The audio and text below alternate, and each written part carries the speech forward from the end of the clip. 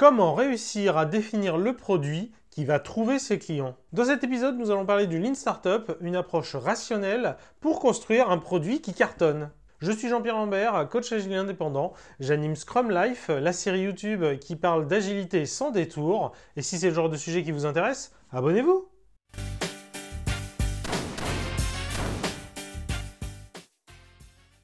Pourquoi il ne marche pas ce produit? Mais c'est évident, si vous l'avez utilisé, c'est évident. Dans l'agenda, on ne peut pas modifier les événements. On peut en rajouter, on peut en enlever, on ne peut pas les modifier. Je veux dire, ça bloque complètement l'usage. C'est évident que c'est ce qui manque. Donc moi, clairement, je vous le dis, prochaine release, il faut qu'il y ait ça dedans. C'est le truc majeur, c'est ça qui doit être fait. Et vous verrez que j'aurai raison, le produit va cartonner après. Ouais, bah là, je viens de finir de potasser le rapport du marketing sur la nouvelle release qui est sortie. Qui est la première vraie release qui ressemble à quelque chose, je trouve, avec notamment cette possibilité de modifier les éléments de l'agenda.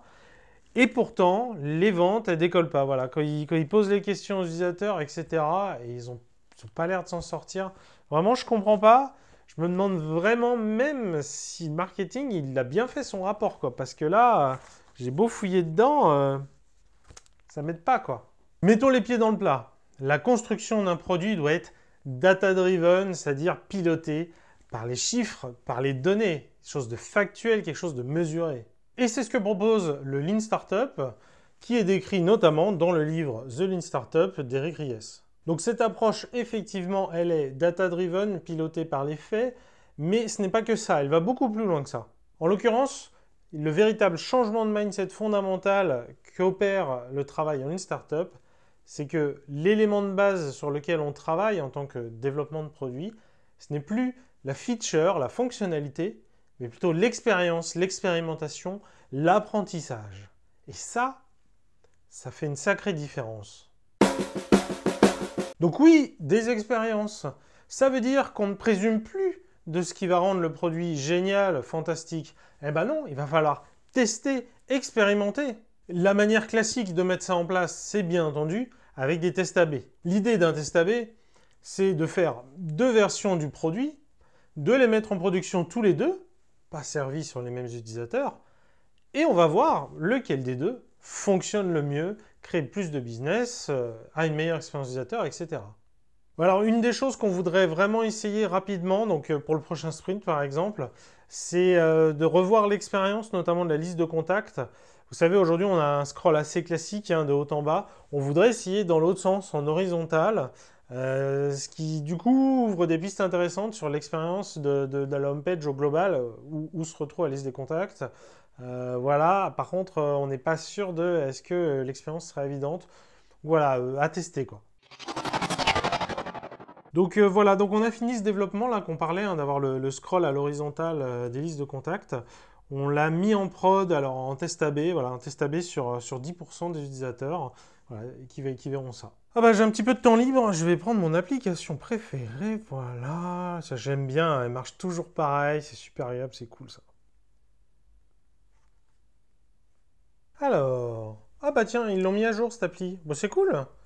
C'est pas mal, bien vu, mais comment ça marche?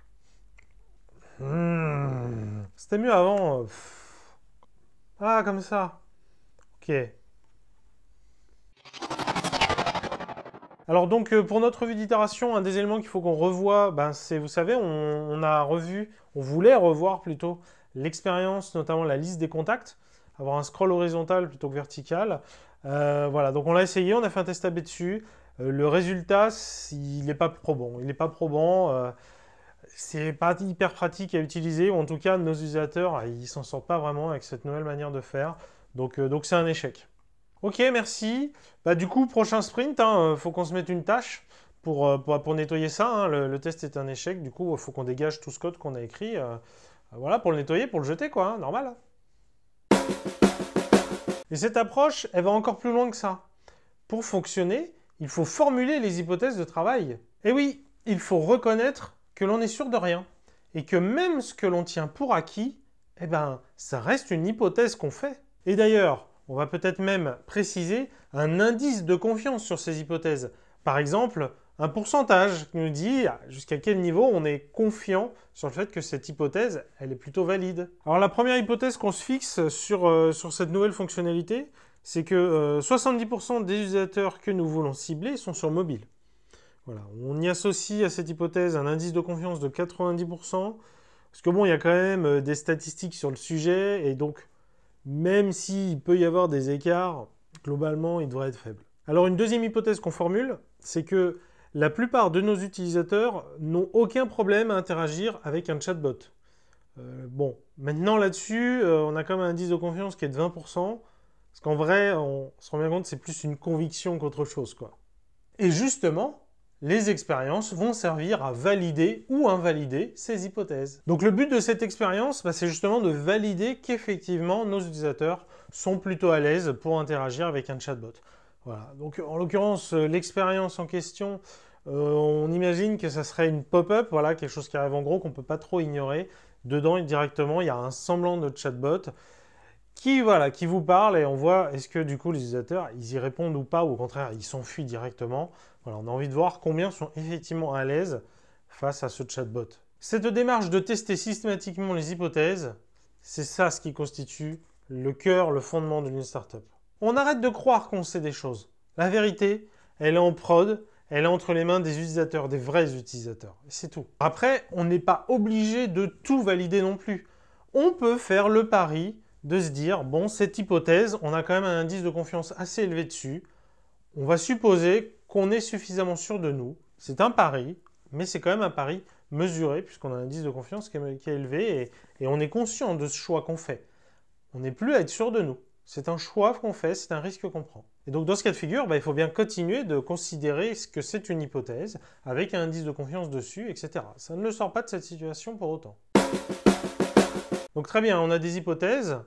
Maintenant, comment on définit l'expérience qui va servir à valider ou invalider ces hypothèses? Et c'est là qu'arrive le concept de MVP, Minimum Viable Product. Alors déjà, j'ai envie de mettre les choses au clair. Hein. Commençons par dire tout ce qu'un MVP n'est pas. Hein. Donc ce n'est pas une V1, ce n'est pas une V0, ce n'est pas un périmètre minimal, ce n'est pas une bêta.